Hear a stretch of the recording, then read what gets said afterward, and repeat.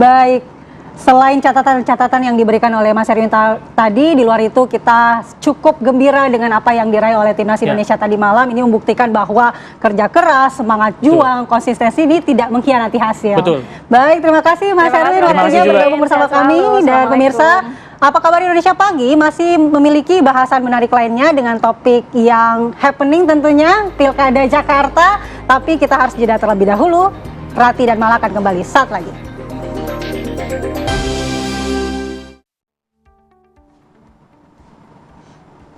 Masih di Apa Kabar Indonesia Pagi, pemirsa, Perdana Menteri Singapura Lawrence Wong mengunggah foto bersama pimpinan negara ASEAN di sela-sela kegiatan KTT G20 di Rio de Janeiro, Brasil. Dalam unggahan di Instagram pribadinya, @Lawrence Wong ST, Perdana Menteri Singapura mengunggah foto momen kebersamaan pemimpin 4 negara ASEAN di sela-sela kegiatan KTT G20, yakni bersama dengan Presiden Republik Indonesia Prabowo Subianto, Perdana Menteri Malaysia Anwar Ibrahim, dan Perdana Menteri Vietnam Pham Minh Chinh. Di captionnya, Lawrence Wong menuliskan, "The ASEAN spirit shine no matter where we are," saat momen kebersamaan pemimpin 4 negara ASEAN di sela-sela kegiatan KTT G20 di Rio de Janeiro, Brasil.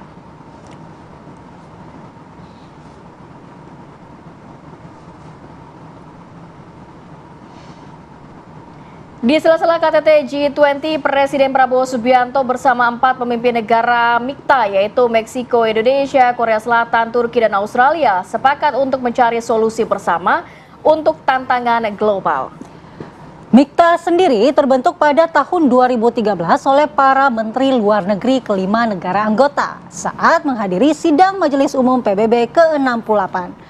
Pertemuan MIKTA di KTT G20 Brasil ini menyimpulkan bahwa forum ini sebagai wadah dan ruang guna mendorong kerjasama yang lebih inklusif dan responsif terhadap isu-isu global. Para pemimpin juga menegaskan kembali komitmen mereka untuk dunia yang aman, damai, adil, dan setara, serta inklusif, berkepanjangan, dan sejahtera.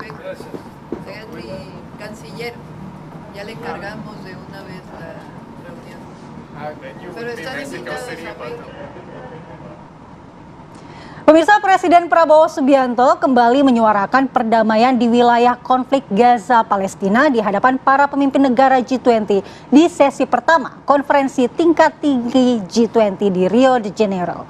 Prabowo mendesak agar gencatan senjata segera dilakukan di Gaza maupun di Ukraina yang tengah berkonflik. Urgently, immediate ceasefire in Ukraine and in Gaza. Let us not hesitate to go forward and urge the participants in the region to achieve this ceasefire. For us, this is vital for the achievement of peace and stability. Only by peace and stability we can overcome poverty and hunger. We also urge countries of the G20 to use their collective strengths to strengthen multilateral efforts on this issue. Thank you.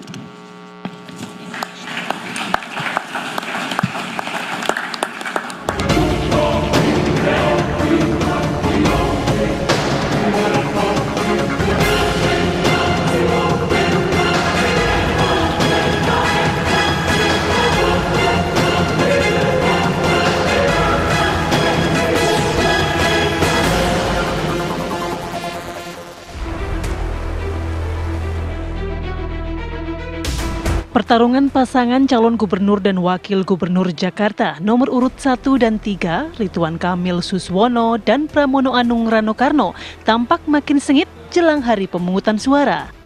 Pasalnya, para tokoh nasional makin terang-terangan mengendorse paslon jagoannya di Pilkada Jakarta 2024.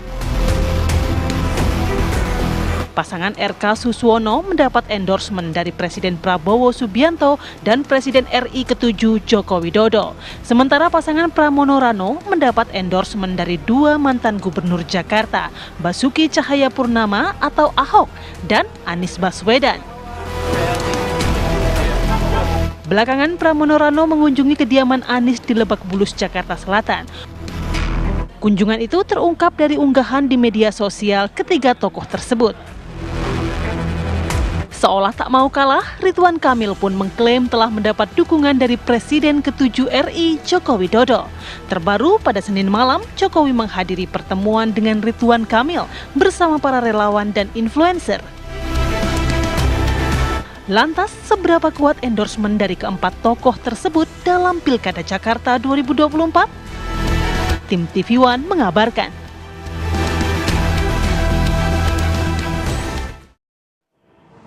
Ya, kita melihat informasi belakangan nih, mantan Presiden Joko Widodo turun gunung untuk melakukan atau berkampanye kepada paslon nomor urut 1 Ridwan Kamil dan juga Suswono. Tidak hanya sampai di situ, ternyata juga yang turun gunung juga nih nampaknya nih yang ditunggu-tunggu mungkin hadir juga di kampanye akbar. Karena ada tamu kejutan kabarnya ya, apakah ini nantinya ada Anies Baswedan dan juga Ahok yang diharapkan oleh Pram ini bisa duduk berdampingan dan juga bisa membawa anak Abah dan juga Ahokers untuk mendukung mereka di Pilkada Jakarta. Kita akan membahas mengenai endorsement politik pada pagi hari ini dengan narasumber yang sudah hadir di studio. Sudah ada Mas Furkon Amini M. Chan, Ketua DPP PSI. Assalamualaikum, selamat pagi Mas Furkon, sehat ya? Salam sehat, alhamdulillah. Kemudian juga ada Mas Cecep Hidayat, analis politik. Selamat pagi Mas Cecep. Selamat pagi. Mas Cecep. Baik, kita juga akan bergabung bersama Mas Aryo Seno Bagaskoro, ini politisi PDIP. Selamat pagi Mas Seno, Assalamualaikum. Selamat pagi. Selamat pagi, waalaikumsalam, Mbak Rati, Mbak Mala. Selamat pagi. Baik, pagi Mas Seno, terima kasih waktunya dan juga bapak-bapak yang sudah hadir pagi hari ini. Mas Seno melihat ini nggak main-main nih Mas, setelah pertemuan dengan Prabowo Subianto, RK bertemu dengan mantan Presiden Joko Widodo, bahkan turun gunung dari Jawa Tengah ke Jakarta untuk mendukung RK. Khawatir nggak sih sebenarnya kalau dari sisi paslon 03 ini? Ya, secara kekhawatiran kami tidak mengalami kekhawatiran itu ya Mbak. Bukan apa, tapi karena memang sedari awal sudah diniati bersama oleh semua pasangan dari kami di PDI Perjuangan bahwa di pilkada, di perhelatan pemilu apapun namanya, restu yang paling manjur itu hanya datang dari Tuhan dan datang dari rakyat. Maka itu yang terus kami lakukan saat kami berkeliling, semua pasangan calon berkeliling melakukan itu. Nah, dalam konteks itu, Mas Pram saya rasa sudah konsisten, sangat konsisten untuk bergerak bertemu rakyat setiap hari ke berbagai titik, ke belasan titik setiap hari bertemu masyarakat. Sehingga saya rasa itu ditunjukkan melalui cerminan tren elektabilitas yang terus mengalami kenaikan. Di berbagai survei trennya mengalami kenaikan yang luar biasa. Kalau dibandingkan dengan Pak RK, kecenderungan elektabilitasnya kan mengalami penurunan di berbagai survei itu. Maka tentu saja ini adalah suatu cerminan bahwa yang dilakukan Mas Pram itu diterima dengan baik, diapresiasi oleh warga Jakarta. Dan oleh karenanya kita tidak akan kemudian mengubah format karena kemudian ada yang melakukan cara-cara tertentu. Tapi yang pasti sejauh ini kami masih sangat optimis dengan pencapaian itu.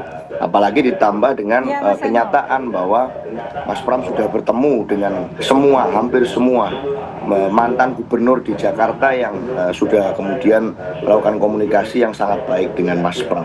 Ada Pak Foke di sana, ada Bang Yos, Pak Sutioso di sana, ada keluarga Pak Ali Sadikin, lalu kemudian ada Pak Ahok, ada Pak Anies. Ini semuanya yang kemudian pernah memimpin Jakarta dengan legasinya masing-masing, itu sudah memberikan berbagai kiat-kiat dan berbagi pandangan dengan Mas Pram. Jadi saya rasa itu adalah modal yang sangat besar dan suatu bukti bahwa Mas Pram dengan kepemimpinannya menginginkan adanya keberlanjutan dari semua gagasan-gagasan gubernur sebelumnya untuk dapat dilanjutkan substansi-substansi baiknya dan ditingkatkan yang masih belum selesai. Saya rasa sampai sejauh ini seperti itu, Mbak. Ya Mas Eno, kalau Anda mengatakan tidak khawatir, lalu kenapa suara Ahokers dan suara anak Abah ini juga berusaha dijaring oleh paslon Pram Prano? Ya kan dari awal kalau itu artinya Pak Ahok dan Pak Anies itu komunikasinya sejak awal sudah kami jalin dengan baik.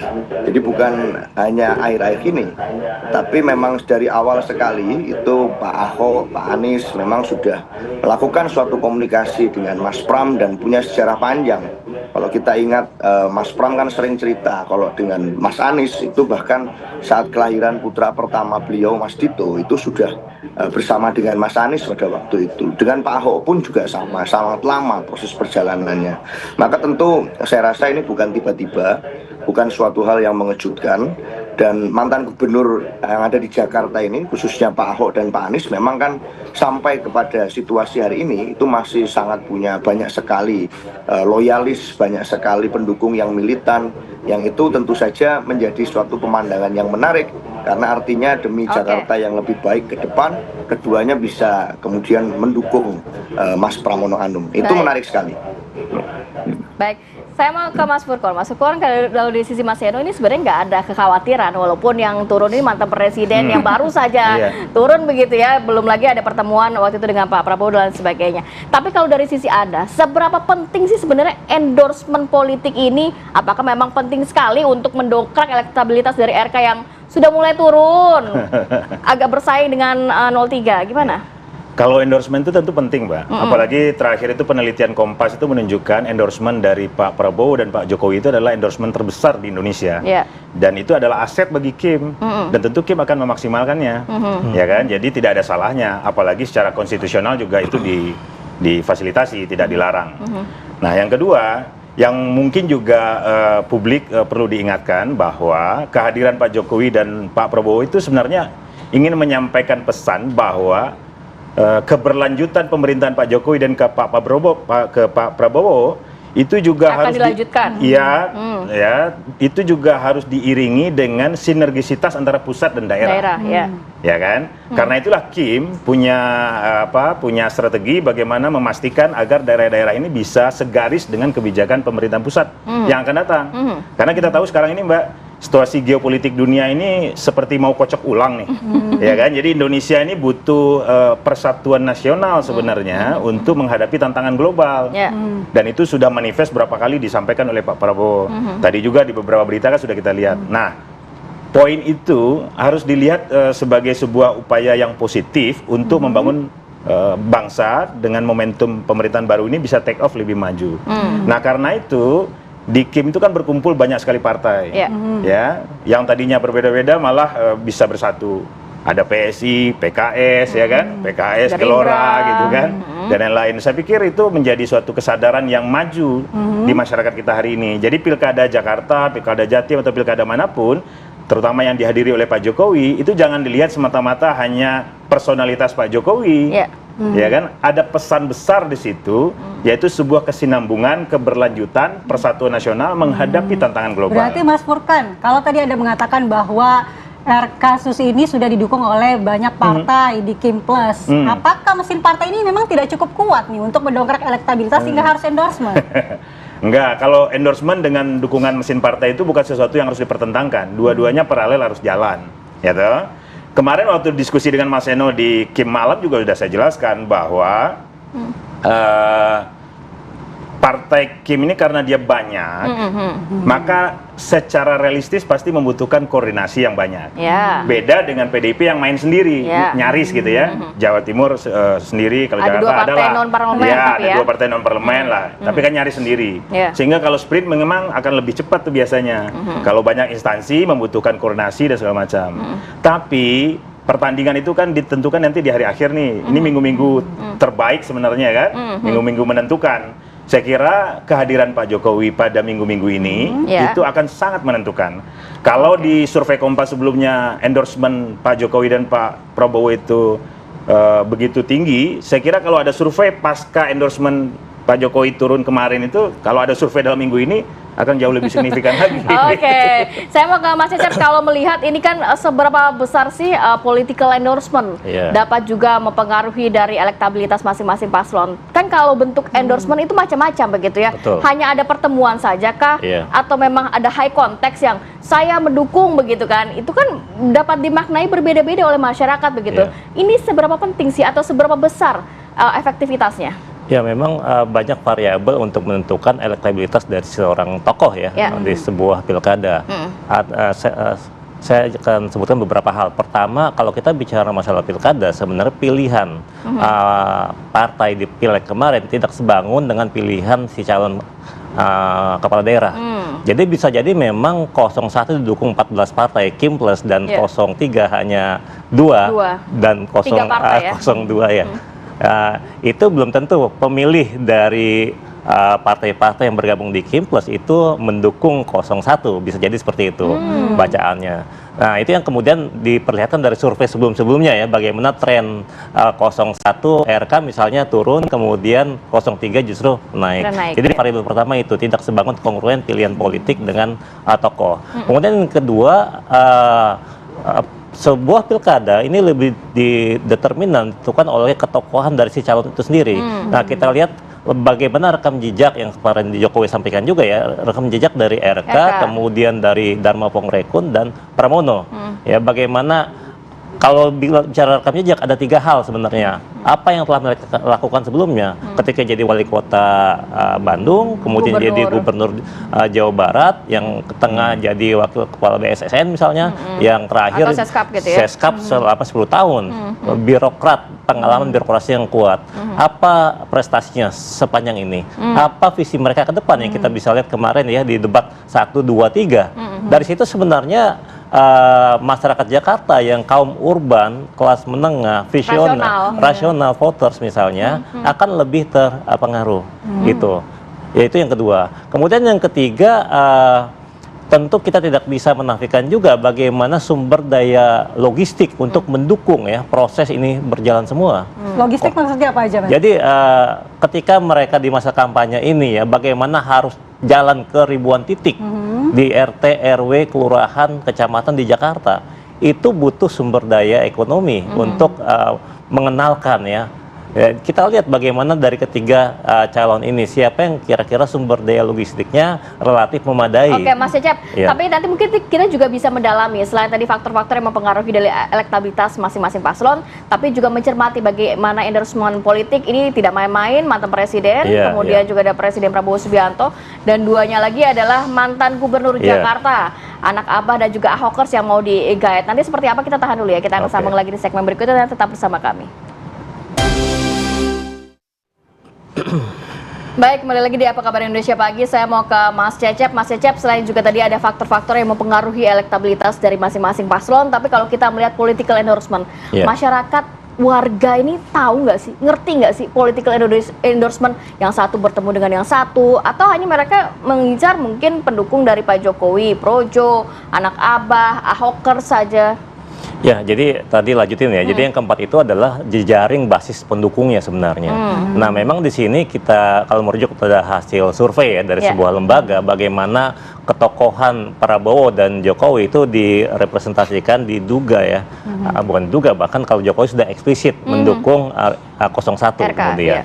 Nah, kemudian yang kedua ya dari dari 03 sendiri, anak-anak Abah dan Ahokers yang beberapa kali plus Jakmania yang dimention, disebutkan oleh Pramono ya pada debat pamungkas terakhir kemarin. Harapannya nanti pas di kampanye Akbar bisa duduk berdampingan. Nah, ini gitu semua tantangannya adalah bagaimana apakah kemudian 01, 03 bahkan 02 itu bisa mobilisasi basis-basis dukungan itu. Kalau itu hanya sekedar yang tampil kepada publik tapi tidak ada mobilisasinya, tidak ada komunikasi setelah itu, nggak terjadi juga sebenarnya, nggak efektif. Jadi tingkat efektivitas ditentukan dari komunikasi, kemudian mobilisasi basis-basis dukungan ya dari mereka yang memang masih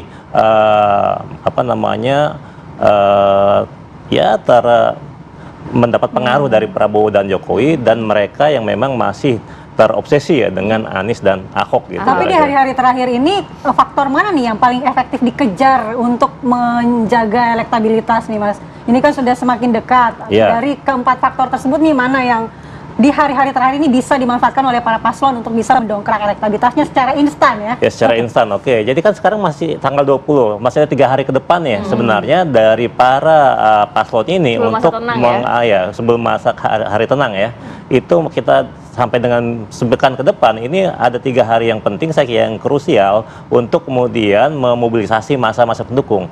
Karena kan kalau saya melihat juga dari beberapa hasil pollster ya, lembaga polling, sebenarnya sebagian besar masyarakat sudah memutuskan sebenarnya ya. Ya memang sih beda-beda ya, ada yang sebagian besar sudah memutuskan, yang undecided yang masih relatif kecil. Ya, 20% ya? Ya, more or less lebih kurang lah angka itu. Jadi sebenarnya sudah ada putusan nih. Tinggal kemudian masa-masa kritikal ini sampai dengan hari Sabtu ini sebenarnya penting buat para paslon ya untuk kemudian mengasosiasikan ya diri mereka dengan para endorsement influencer itu sebenarnya. Penting sekali itu poinnya ya. Tapi saya mau ke Mas Seno. Mas Seno, kalau berbicara ini nampaknya tamu kejutan ini nanti kalau kata Mas Pram harapannya Pak Ahok dan juga Pak Anies bisa duduk berdampingan nih. Walau kita melihat polarisasi yang di 2017 cukup kencang begitu ya. Apakah ini juga menjadi salah satu daya tarik nanti yang digunakan oleh 03? Selain itu juga Mas Seno, apakah Ketua Umum PDI Perjuangan juga akan turun gunung langsung? Melihat juga mantan Presiden Megawati begitu kan pasti juga memiliki banyak pendukung dan pamornya juga cukup kuat. Ya sangat mungkin apapun, namanya kejutan kan juga kalau semuanya di-spill kan nggak bisa jadi kejutan lagi. Tapi kan prinsipnya sudah, iya kan sudah, tapi kan sudah ada spill sedikit-sedikit tadi sebenarnya bahwa Mas Anies itu menyatakan supportnya melalui berbagai juru bicaranya kan hadir di dalam debat terakhir kemarin di acaranya Mas Pram dan Bang Rano. Lalu juga kalau Pak Ahok dari awal sebagai ketua DPP partai juga sudah memberikan dukungan penuh. Sehingga tentu saja ini menjadi satu hal yang sangat positif bagi masyarakat Jakarta. Jangan lupa Mbak, masyarakat Jakarta itu bukan masyarakat yang tidak kritis loh. Ini masyarakat yang sangat rasional, yang sangat istimewa karena tentu saja berbagai paparan informasi, berita, media itu juga berpusat di Jakarta. Bahkan kalau bicara tentang kritisisme masyarakat Jakarta, kalau kita bicara beberapa bulan yang lalu itu ada suatu gerakan dan gelombang gerakan sipil masyarakat yang sangat kritis terhadap bagaimana kekuasaan itu harusnya dilakukan, itu sehingga terjadi suatu peringatan darurat. Itu juga Jakarta menjadi salah satu epicentrum dari gerakan kritis tersebut. Maka dari itu harus berhati-hati betul itu untuk bicara tentang siapa yang mengendorse. Kalau endorsement itu datang dari tokoh-tokoh yang sekiranya bisa linier dengan kritisisme masyarakat Jakarta, punya impact terhadap persoalan-persoalan langsung yang dirasakan di Jakarta, maka tentu saja endorsement ini akan berpengaruh positif, korelasinya positif. Nah, Pak Ahok dan Pak Anies ini kan apapun, meskipun pernah ada cerita kontestasi demokrasi di 2017, tetapi kan masing-masing pendukungnya ini punya pandangan positif dan keduanya bisa ngumpul jadi satu. Ini untuk dalam konteks Pilkada Jakarta ini. Nah, dalam hal yang lain misalnya sebaliknya, kalau kemudian penerimaan publik terhadap tokoh yang mengendorse itu ada kritisisme yang tidak selesai, tidak tuntas, lalu kemudian memberikan endorsement, ini jangan-jangan malah akan jadi bumerang atau arus balik ini arahnya. Sehingga tentu saja kita hari ini sangat bersyukur bahwa kita didukung oleh banyak sekali kelompok elemen masyarakat, banyak sekali kemudian tokoh-tokoh yang punya citra positif, reputasi baik di Jakarta, sehingga tentu saja ini akan jadi modal untuk nanti tren elektabilitas kita yang terus mengalami kenaikan ini bagi Mas Pram dan Bang Rano. Itu Mbak Ratih. Baik Mas Seno, kita akan ke Mas Furkan terlebih dulu. Mas Furkan, tadi mendengar penjelasan dari Mas Cecep, kemudian tadi komen dari Mas Seno. Bagaimana langkah-langkah yang akan diambil di 3 hari terakhir ini untuk memastikan bahwa elektabilitas ini tidak akan merosot lagi? Karena ini sudah bersaing ketat nih dengan paslon nomor 3 nih. Iya. Tapi tahan dulu ya Mas ya. Oke. Kita harus tahan dulu, kita akan sambung lagi di segmen berikutnya, tetap bersama kami. Kembali lagi di Apa Kabar Indonesia Pagi, kita lanjutkan dengan Mas Furkan. Mas Furkan, tadi di 3 hari terakhir ini masih bisakah mengejar ketertinggalan? Adakah strategi untuk bisa mengubah mungkin pendekatan ke pemilih? Apakah tadi endorsement politiknya ini, klaim dukungannya bisa diubah menjadi kekuatan politik yang nyata? Iya dong. Yang pertama tentu mesin partai akan diefektifkan untuk mengeksekusi di momen-momen menentukan ini. Itu yang pertama. Yang kedua, sekira kemarin Pak Jokowi ya sebagai tokoh yang approval ratingnya di dunia mungkin jadi rekor ya di ujung masa jabatannya masih 80%, akan sangat menentukan untuk mempengaruhi pemilih. Terutama Pak Jokowi juga punya sejarah di Jakarta ya, jadi gubernur. Dan Pak Jokowi kemarin sudah menegaskan kenapa saya pilih Pak RK. Ya kan? Karena jejak rekamnya, track recordnya. Pertama, Pak RK pernah jadi wali kota, pernah jadi gubernur, persis seperti track yang pernah ditempuh juga oleh Pak Jokowi. Gitu. Nah, Saya kira jejak rekam ini penting bagi para pemilih, terutama yang tadi disebut pemilih Jakarta sangat rasional, kritis. Kritikal. Nah, pada konteks ini saya kira kita harus juga membongkar nih jejak rekam yang lebih detail. Contoh ya, saya pernah ngomong membongkar data apple to apple para gubernur ya, terutama di isu pendidikan, karena saya di partai itu fokus di isu pendidikan. Ini kita ambil contoh ya, ya contoh jejak rekam bagaimana Jakarta ini harus kita kritisi. Di DKI Jakarta ketika akhir pemerintahan Pak Anies, itu jumlah SMA, karena SMA itu kan tanggung jawab pemerintah provinsi, ya kan, kalau di seluruh Indonesia. Maka saya fokus waktu itu membahas memang pendidikan di level itu di pemerintahan Pak Anies di akhir masa jabatannya jumlah SMA itu malah berkurang dari 124 unit menjadi 117. Aneh loh, padahal anggarannya sangat besar. Di saat yang sama di Jawa Tengah, ya kalau kita compare lagi ya, karena kemarin juga kita bahas Jawa Tengah dan lagi seru, itu Gubernur Ganjar dulu di masa pemerintahannya itu hanya bisa bangun 1 unit, tapi kurang malah dari masa periode pertamanya. Artinya? Ya toh, jadi selama 10 tahun nyaris nggak bangun sekolah SMA. Ya kan? Nah sekarang kita compare ke Jawa Barat. Jadi tokoh-tokoh ini maksudnya track recordnya kurang atau gimana? Iya, nah sekarang kita bandingkan dengan Jawa Barat yang kebetulan Pak RK sekarang jadi kontestan di DKI. Nah di Jawa Barat, Kang RK itu berhasil membangun dari 495 sekolah menjadi 514 sekolah, naik 19 sekolah. Itu baru satu bidang saja ya? Satu bidang. Ini tapi pendidikan. Contoh apple to apple ya, bagaimana membandingkan kinerja Pak RK dan kemudian kalau misalkan tadi Anies digadang-gadang sebagai endorser dari kandidat sebelah. Nah, jadi kita bisa lihat tuh. Ya, di Jakarta pada saat Pak Anies pun dulu tahun 2021 angka putus sekolah tertinggi di Indonesia tuh untuk level SD ada di Jakarta. Itu juga ironis sekali. Padahal anggaran terbesar, wali kotanya juga ditunjuk langsung oleh gubernur, tapi nggak bisa selesai itu. Walaupun kita nggak ada perwakilan Pak Anies pagi hari ini ya, Mas Furkon ya. Iya, tapi dalam konteks ini saya mau lihat kan apple to apple, membandingkan RK dengan Anies misalkan, membandingkan RK dengan Ganjar. Nah, kenapa ini penting? Karena ini kan kita mau menyuguhkan data kritis buat pemilih kritis di Jakarta. Ya, mungkin bisa menjadi pertimbangan untuk warga Jakarta yang rasional dan kritis tadi ya. Coba saya ke Mas Seno. Mas Seno, tanggapi mungkin pernyataan dari Mas Furkon sedikit terkait tokoh-tokohnya ini kayaknya kurang gong nih, track recordnya kurang menggigit nih, gimana tuh? Ya, apple to apple yang maju kan bukan Mas Anies dan bukan Mas Ganjar. Yang maju melawan Pak RK di Jakarta hari ini itu namanya Pak Pramono Anung. Jadi kalau membandingkan saya rasa dibandingkannya harus dengan rekam jejak Pak Pramono Anung, tidak perlu dengan yang lain-lain.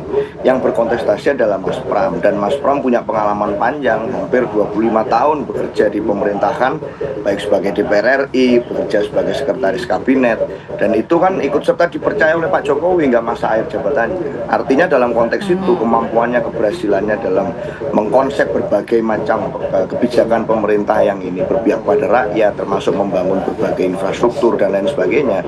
Ini dalam mengorkestrasi itu, mengeksekusi itu, Mas Pram ini sangat ahli dalam bidangnya. Jadi kalau Pak RK dibandingkan dengan Pak Ganjar, dibandingkan dengan Pak Anies, dan Pak RK sebagai gubernur Jawa Barat, kenapa nggak maju di Jawa Barat lagi aja Mas Furkon? Kan saya rasa kalau bandingannya ke sana ya jadi asumsi publik jadi ke situ dong. Kalau bicara Jakarta ya tentu tantangannya berbeda. Maka kita bicara Mas Anies di sana ada legacy baiknya. Bahwa ada yang perlu diperbaiki iya, tetapi udah membangun JIS. JIS ini menjadi suatu hal yang hari ini sudah menjadi milik kita. Pak Ahok ada yang perlu diperbaiki, ada yang perlu diperbaiki. Tapi Pak Ahok memberikan banyak legacy untuk Jakarta, membangun dengan melibatkan banyak sumber-sumber pembangunan di luar APBD.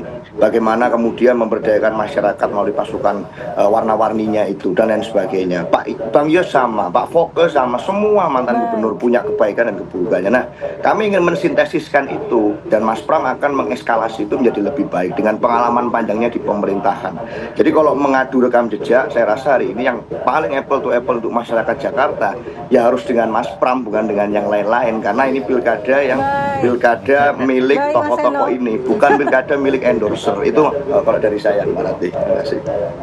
Baik, Mas Seno, kita ke Mas Cecep. Terakhir, Mas Cecep, kalau melihat tadi nggak apple to apple, apakah memang rekam jejak ini bisa dilakukan di Jakarta meskipun mungkin permasalahannya berbeda dengan apa yang dialami sebelumnya ya. Kita tahu kan permasalahan di Jakarta ini sangat kompleks, Mas. Bagaimana? Ya, saya kira kalau kita bicara rekam jejak, kita bicara bagaimana 3 tokoh yang jadi cagup ini punya pengalaman masa lalu sebagai seorang strategic leaders ya.